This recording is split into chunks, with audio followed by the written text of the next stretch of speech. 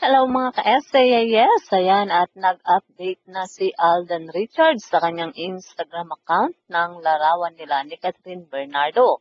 Ready na sila sa kanilang first mall tour sa Ayala Soledad sa Laguna Nobali.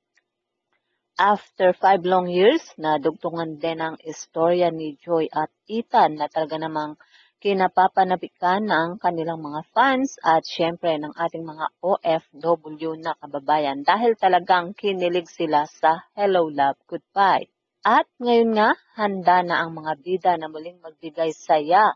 Ngayong alas 5, ipapakita nga ang official poster ng Hello Love Again. After 5 years, bumalik na sa timeline sina Joy at Ethan. At after 5 years, ito ang kauna-unahang post ni Alden ng larawan ni Catherine sa kanyang feed. Well, kung si Alden ay nag-post ng larawan nila ni Catherine sa kanyang Instagram account, si Catherine naman ay nag-post at nag-update sa kanyang IG story. Makikita naman dito, ang ipinakita ni Catherine ay ang magka-turn sila ng kulay ng suot nila ni Alden at pareha silang naka-white at siyempre merong mga tatak ang kanilang mga t-shirt ng Hello Love Again.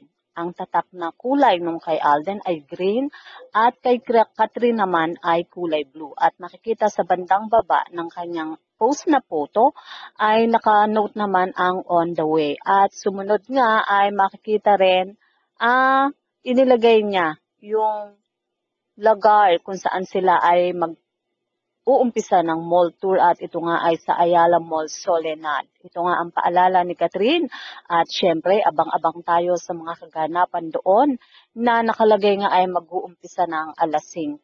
So mga ka-SAIS, yan nga po ang ating balitaan at kung inyong naibigan, put your comment down below at syempre huwag kakalimutang mag-like, share, and subscribe.